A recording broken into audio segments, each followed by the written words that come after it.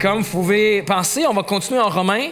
Un livre, une lettre tellement longue, il faut que je fasse des choix. Puis là, j'ai choisi ce matin de regarder ensemble un thème, une idée théologique qu'on aborde peut-être moins souvent.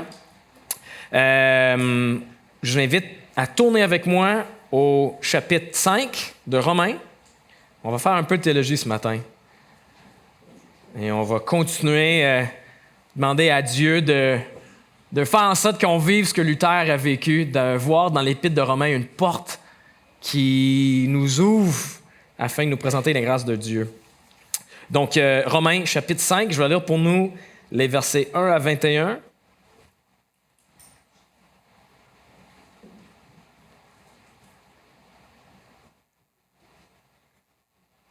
Puis ma fille est déjà partie, ça part bien. Je n'avais même pas lancé dans les parties controversées ou difficiles. Romains chapitre 5, versets 1 à 21. Ainsi donc, déclarés justes sur la base de la foi, nous avons la paix avec Dieu par l'intermédiaire de notre Seigneur Jésus-Christ. C'est aussi par son intermédiaire que nous avons accès par la foi à cette grâce dans laquelle nous tenons ferme. Et nous plaçons notre fierté dans l'espérance de prendre part à la gloire de Dieu.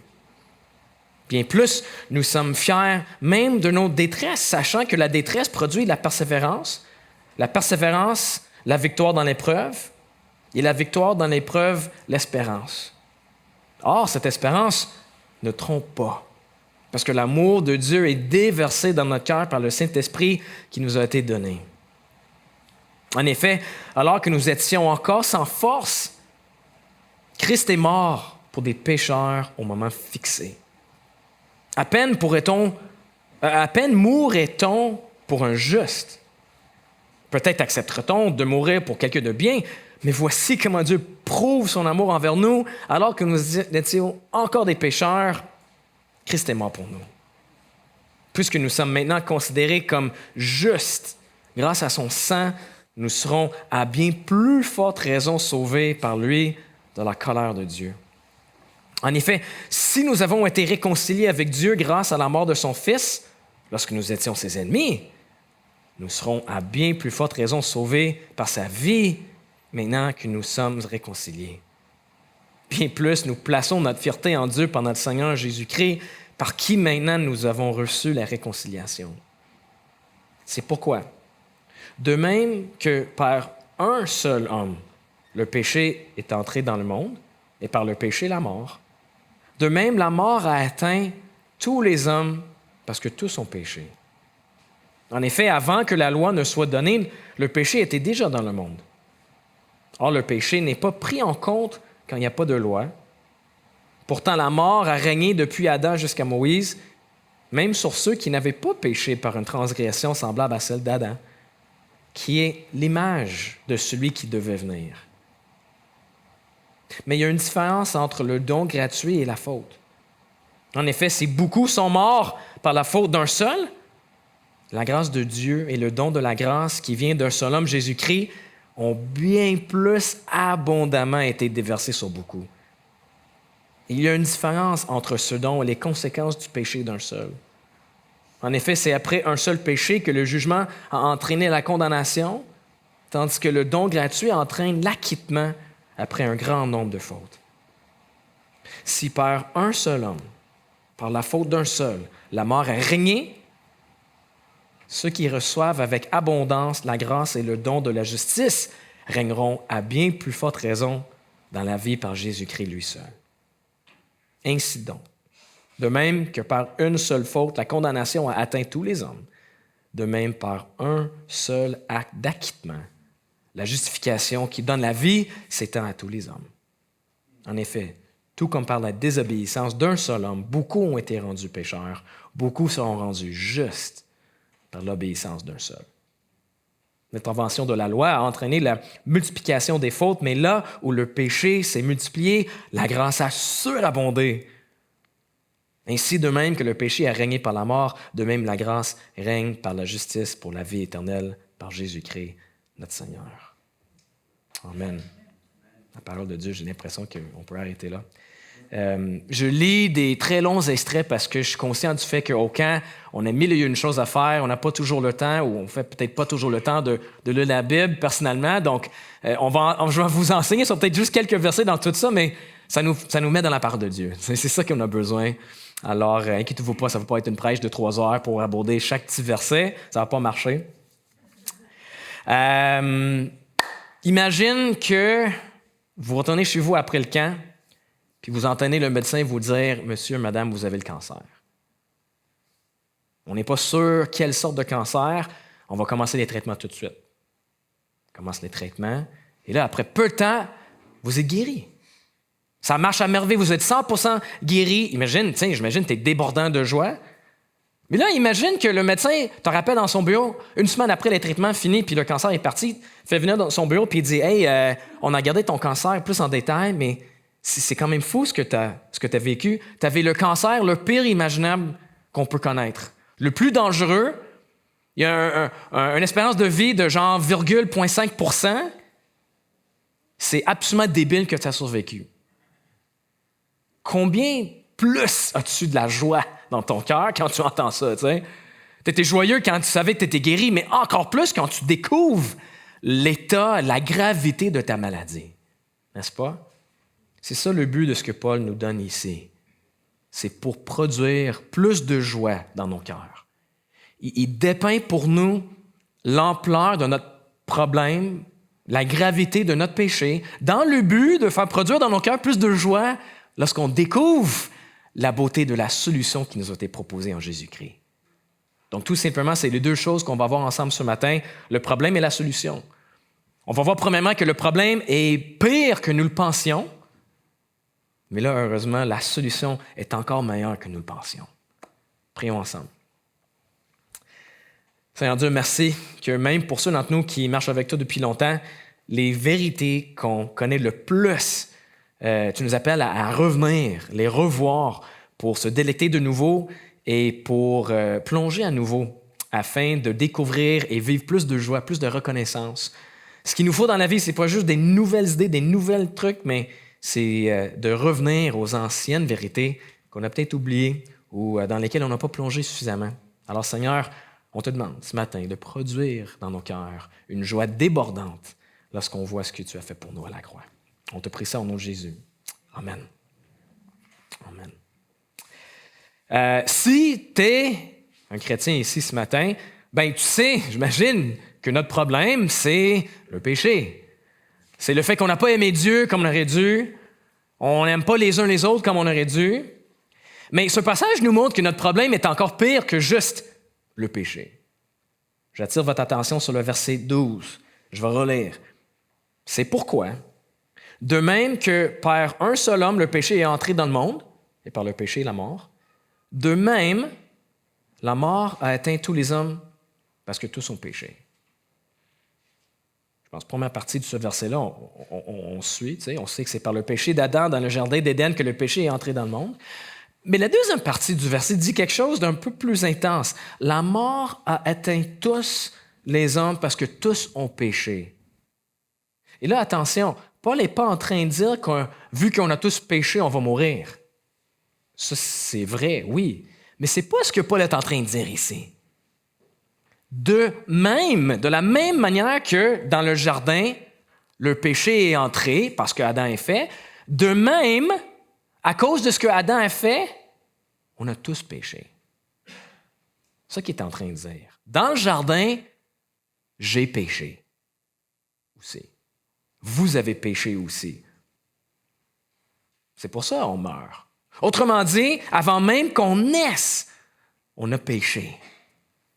Ça, c'est bizarre peut-être. Ce passage enseigne ce qu'on appelle le péché originel. Le péché originel, ce n'est pas le premier péché. C'est les résultats de ce premier péché. Et il y a deux résultats principaux de ce premier péché qui a eu lieu dans le jardin. Et le premier, c'est qu'on hérite d'Adam sa culpabilité. On est coupable à cause de ce que Adam a fait. C'est ça que Paul dit, verset 19. Par la désobéissance d'un seul homme, Adam, beaucoup ont été rendus pécheurs. Tu sais, le verbe qu'on a traduit « rendu pécheur », ça veut dire nommer, désigner. Par la désobéissance d'Adam, plusieurs, comme vous et moi, ont été désignés, nommés pécheurs. Dieu nous considère des pécheurs à cause de ce que Adam a fait. Le péché d'Adam nous est attribué. Son acte de désobéissance est porté à notre compte. Alors voici la vérité, peut-être difficile, c'est qu'on n'est pas juste coupable à cause de nos péchés, mais aussi coupable et surtout à cause de celui d'Adam. On entend ça, puis on se dit c'est tellement comme injuste, c'est pas fair, comment ça peut marcher, surtout pour nous dans une culture tellement individualiste. On trouve ça ridicule. Mais quand on lit la Bible, on découvre que Dieu entre en relation avec les gens, avec son peuple, pas de manière juste individuelle, mais plutôt à travers ce qu'on appelle des alliances. Right? On découvre dans la Bible plusieurs alliances, des ententes par lesquelles Dieu entre en relation avec les gens. Dieu fait alliance avec un individu qui représente l'ensemble d'une collectivité. Et là, les actions de cet individu déterminent le destin de ceux qu'il représente. Le terme théologique pour ce principe, c'est le principe fédéral. C'est pourquoi, par exemple, un bébé est considéré comme coupable. C'est qui a le bébé le plus jeune ici pour le fun? On pense, ça serait qui? Quel âge?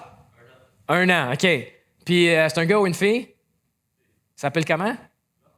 Laurence. Bien déjà, Florence, pardon. Peut-être déjà à 1 an, Florence, les signes de son péché sont peut-être plutôt évidents.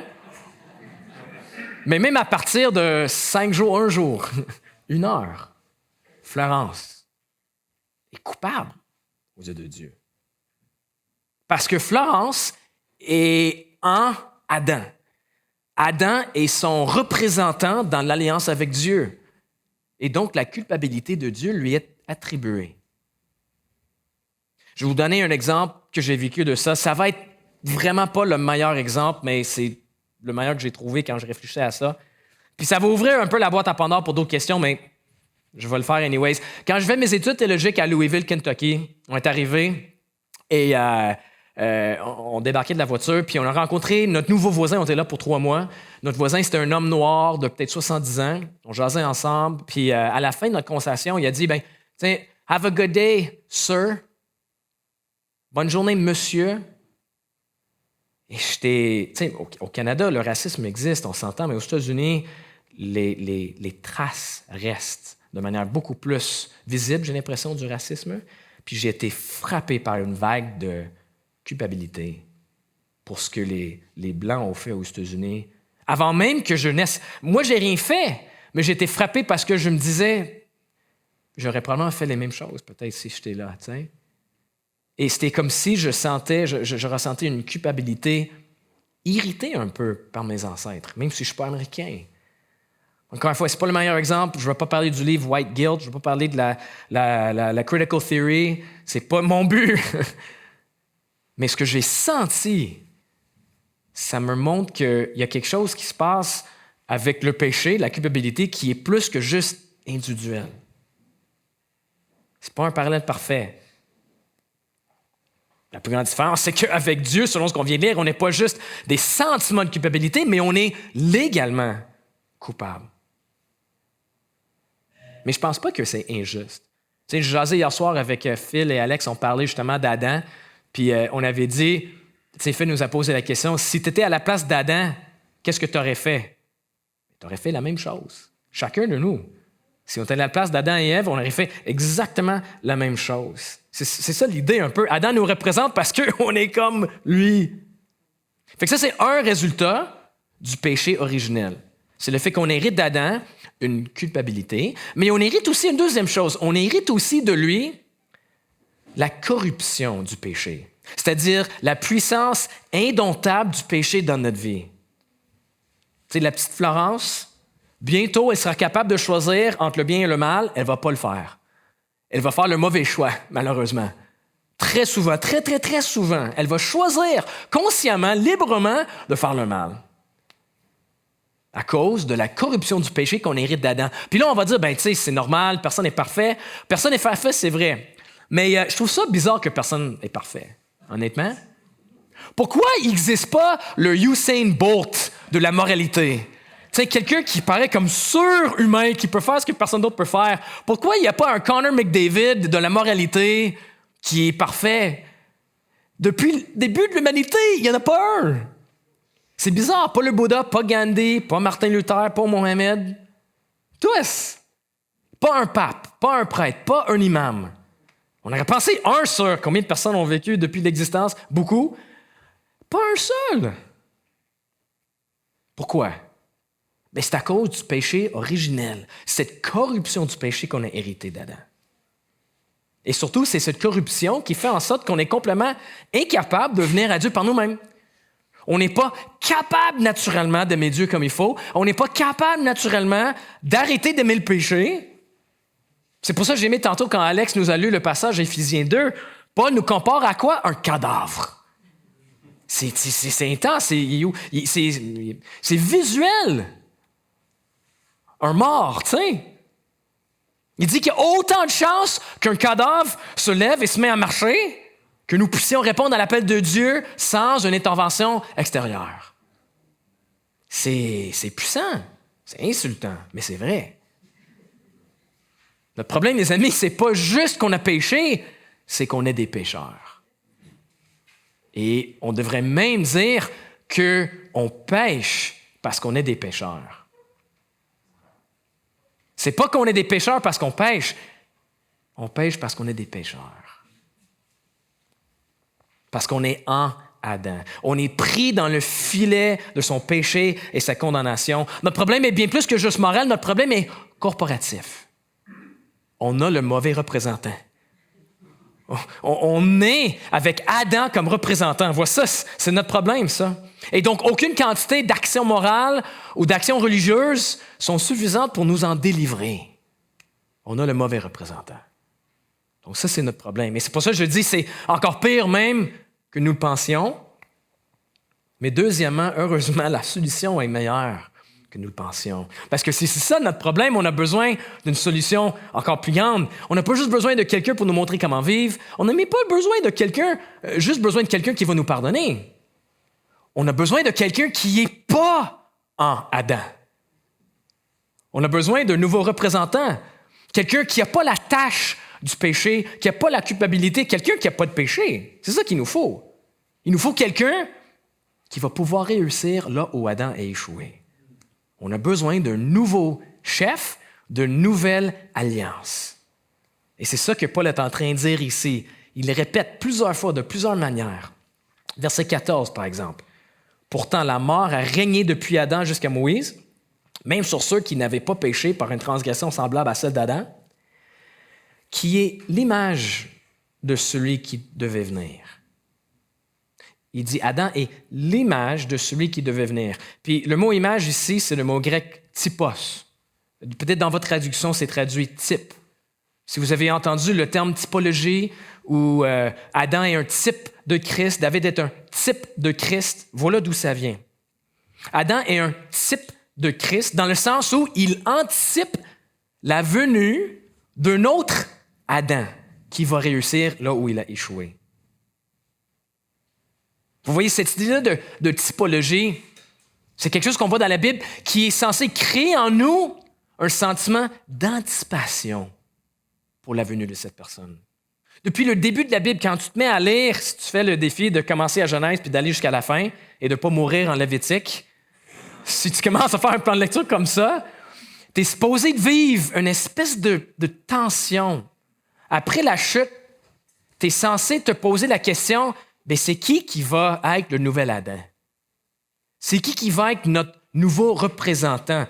C'est qui que ça va être? Puis c'est intéressant parce que comme un bon récit, comme un bon narratif, il y a plusieurs possibilités. Tu sais, tu te mets à lire et là, tu tombes sur Noé. Noé, les choses... Écoute, il obéit à Dieu avec l'arche, il fait tout ce que Dieu voulait. Et même après le déluge, vous vous rappelez peut-être, la nouvelle création, right? Dieu fait un nouveau départ avec l'humanité. Noé, il a l'air d'être un genre de nouvel Adam, n'est-ce pas? Il reçoit même le même commandement d'Adam. Adam s'est fait dire par Dieu, reproduisez-vous, devenez nombreux, remplissez la terre. Tu sais, on l'a vu hier soir. Noé s'est fait dire la même chose. Genèse 9. Reproduisez-vous, devenez nombreux, remplissez la terre.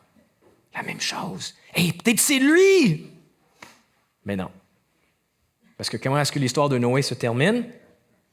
Tout comme Adam, il n'est pas capable de résister à la tentation du fruit. Noé plante une vigne, il se fait du vin, devient saoul, et là, dans son état d'ivresse, il agit de façon qui mène à la malédiction de son petit-fils et ses descendants. Exactement comme Adam. Exactement. Il mange imprudemment du fruit et par la suite, il occasionne la ruine de ses descendants. C'est terrible. Fait que non, pas Noé, on tourne la page. Genèse 12, on tombe sur Abraham. Dieu choisit une personne pour faire un nouveau départ. Et par sa famille, il va produire une nation qui sera le peuple de Dieu. C'est encore une nouvelle création, encore un nouveau départ. Et peut-être c'est lui. En fait, tout comme Adam reçoit dans le jardin un lieu où Dieu va être avec lui, Abraham reçoit la même promesse, n'est-ce pas? Une terre promise, qui sera l'endroit où Dieu va habiter avec son peuple. On lit ça, Genèse 12, 13, 14, il y a de l'espoir. Et là, l'espoir meurt à un moment donné, quand tu vois que tout comme Adam, Abraham, il y a un problème avec le mensonge. Pour Adam, c'était parce qu'il a cru au mensonge du serpent, mais avec Abraham, c'est parce qu'il racontait des mensonges. À plusieurs reprises, chaque fois qu'Abraham était face au danger, au lieu de faire confiance à Dieu, il ment. Il met sa femme en danger pour sauver sa peau. Et c'est terrible. Il expose sa femme au danger, comme Adam, au lieu de la protéger. C'est pas lui. Abraham n'est pas le nouvel Adam. On continue, on tourne la page un petit peu plus, on saute même des chapitres parce qu'on est pressé. On arrive à David.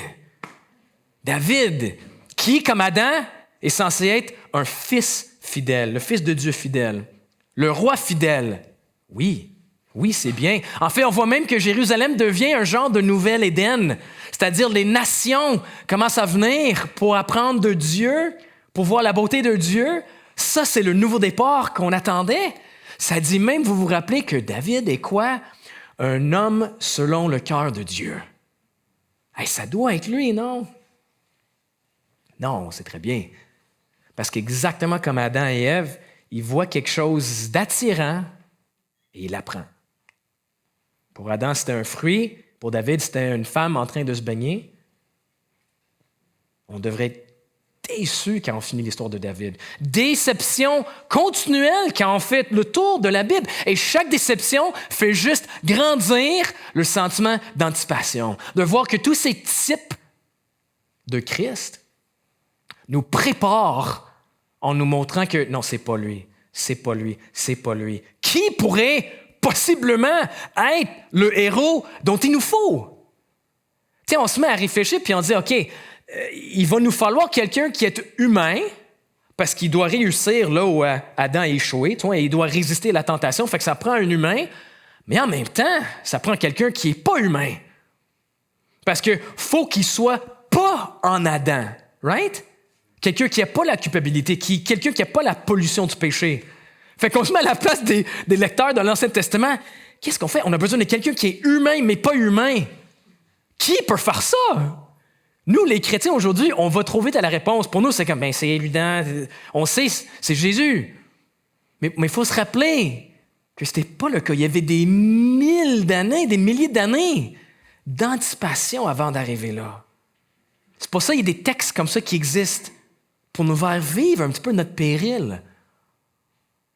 Pour nous faire vivre la situation de péril dans laquelle le peuple de Dieu était pour des milliers d'années. C'est pas, hey, on est des pécheurs, mais Jésus est venu cool, tu sais. Puis, dans un sens, malheureusement, les enfants, parfois, on peut apprendre l'histoire comme ça. Écoute, c'est vrai. Mais on devrait plus dire, hey, on est des pécheurs. Qu'est-ce qu'on va faire? Tu sais, qu'est-ce qu'on va faire? On est irrémédiablement coupable en Adam. On est irrémédiablement corrompus par le péché. Et tous nous ont déçus. Qu'est-ce qu'on va faire? C'est comme quand tu vois en Endgame Captain America face à face à Thanos 1 à 1, puis t'es comme, man, c'est fini. Tu sais, devant toute l'armée, Thanos et toute son armée, il y a juste Cap avec son bouclier. T'es comme, c'est fini pour lui. Tu sais, on devrait vivre un peu le même sentiment jusqu'à ce qu'on arrive à Jésus.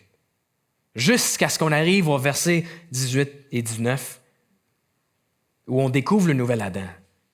Ainsi donc, de même que par une seule faute, la condamnation a atteint tous les hommes, de même, par un seul acte d'acquittement, la justification qui donne la vie s'étend à tous les hommes.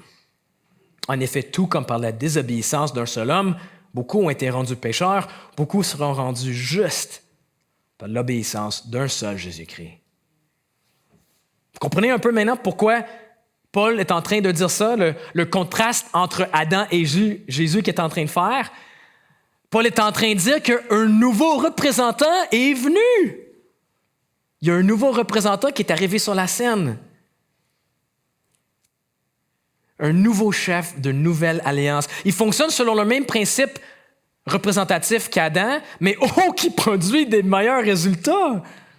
T'sais, tout comme Adam, par sa désobéissance, Adam a fait rentrer le péché et toutes ses conséquences avec des répercussions terribles pour lui-même et pour nous qui sommes en lui. Mais de la même façon, Christ, par son obéissance, a amené la délivrance du péché et de toutes les conséquences du péché pour ceux qui sont en lui. Donc, de la même manière que le péché d'Adam t'a été attribué comme si toi, tu étais dans le jardin, bien, la justice de Christ t'est attribuée comme si tu étais là et tu as obéi comme Jésus. Comme je dis hier, Dieu te prend comme si tu as obéi à ses lois. Tu ne l'as pas fait, moi non plus, mais on est pris comme si on l'a fait. Donc, tu n'as plus besoin d'être en Adam. Tu peux être en Christ. Et donc, au lieu d'être déclaré coupable à cause du péché d'Adam, qui est porté à notre compte, pour ceux qui sont en Christ, ils sont déclarés justes à cause de l'obéissance de Christ qui est portée à leur compte. Chers amis, voici comment fonctionne le principe représentatif dans la Bible. Et ça, c'est essentiel à comprendre. Un, pour saisir la gravité de notre problème et la beauté de la solution, mais aussi pour nos amis non-croyants qui pensent que le message de la Bible, c'est « il faut être une bonne personne ». Je vous donne un bon exemple de ça, un de mes préférés.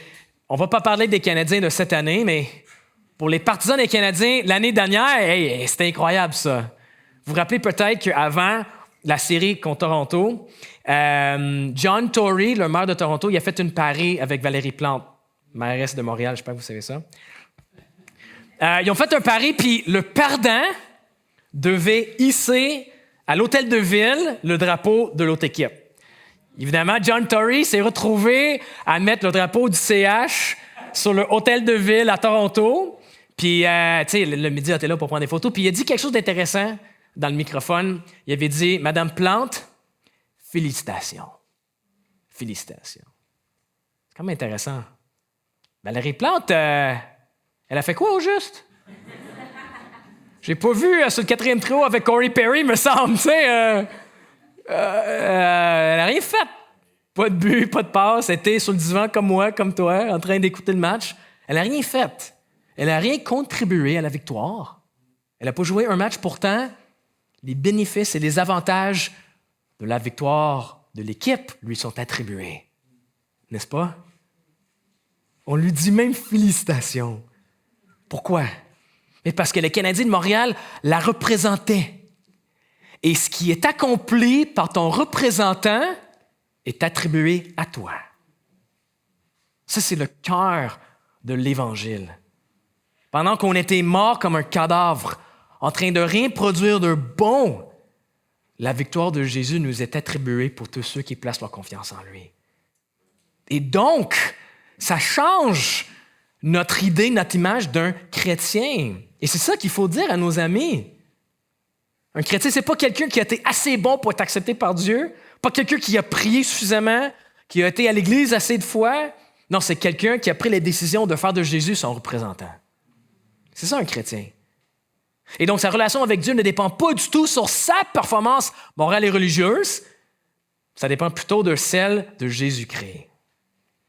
Donc non, le message de la Bible, c'est pas « sois une bonne personne et Dieu va t'accepter ».